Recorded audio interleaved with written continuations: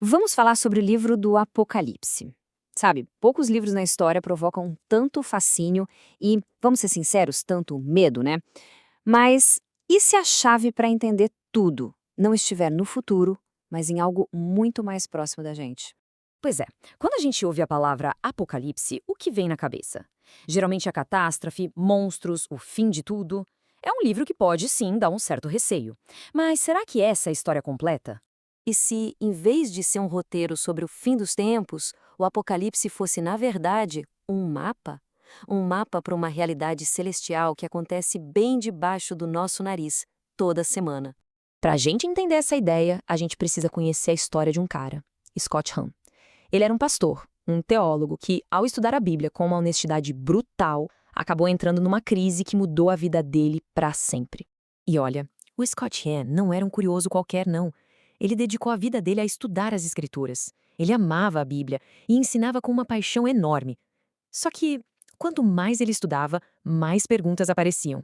A honestidade intelectual dele o levou a um beco sem saída. As respostas que ele tinha simplesmente não batiam mais com o que ele lia nas Escrituras.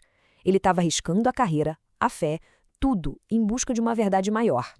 E o mais curioso é que a resposta para essa crise toda não veio de um livro de teologia super complicado, não.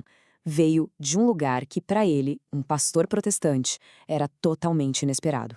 Imagina a cena. Ele foi como um pesquisador, sabe? Um estudioso observando um ritual antigo. Ele não estava lá para se converter, estava lá para entender. Só que o que ele encontrou ali, nossa, abalou todas as estruturas dele.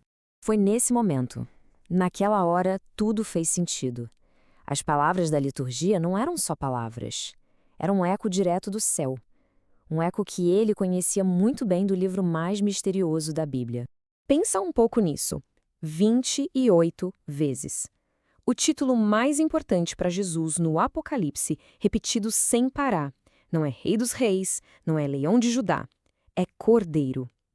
E ali, sentado no banco da igreja, Hahn ouve exatamente esse título no coração da missa. A conexão era inegável. A partir daquele estalo, foi como se um quebra-cabeça gigante começasse a se montar na cabeça dele. O Apocalipse e a liturgia da missa não eram dois mundos diferentes. Na verdade, eram um reflexo do outro. A grande sacada do Hahn foi essa. O Apocalipse é, em essência, o roteiro da missa no céu. O cordeiro imolado lá no céu é o Cordeiro de Deus aqui no altar. Os 24 anciãos que adoram lá são os santos e os anjos com quem a gente se une na oração. O incenso celestial são as nossas preces, as preces dos fiéis. E o canto Santo, Santo, Santo é o mesmo hino que ecoa nas igrejas do mundo inteiro. O Apocalipse não está só descrevendo coisas que vão acontecer no futuro.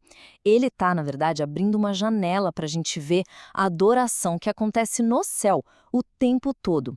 E a liturgia aqui na Terra é o nosso jeito de participar dessa realidade celestial. E olha, isso não é uma ideia nova ou radical. A própria igreja ensina isso. A missa é a nossa participação aqui e agora, nesse culto eterno do céu. É literalmente o céu se manifestando na terra. Tá, mas e daí? O que isso muda? Bom, muda tudo. A missa deixa de ser só uma lembrança do que aconteceu há 2000 anos. Ela se torna uma participação real, de verdade, naquilo que acontece no céu. É como se a gente entrasse no agora eterno de Deus. Para Deus, não existe passado e futuro como para a gente. Tudo acontece num eterno presente. A missa nos permite entrar nesse momento. É como se a gente fosse colocado ao pé da cruz no Calvário, participando do único sacrifício que redimiu o mundo. Então, o livro do Apocalipse não foi escrito para nos assustar, mas para nos consolar. Ele mostra o destino final da história, a grande festa de casamento do Cordeiro. E o mais incrível, ele revela que a gente já pode participar dessa realidade celestial toda vez que vai à missa. A jornada do Scott Hahn nos deixa com uma pergunta que pode transformar tudo. E se a resposta para os maiores mistérios do céu não estiver em decifrar códigos sobre o futuro, mas em participar, de corpo e alma, da adoração que nos une ao que é eterno? Talvez o céu esteja muito mais perto do que a gente imagina.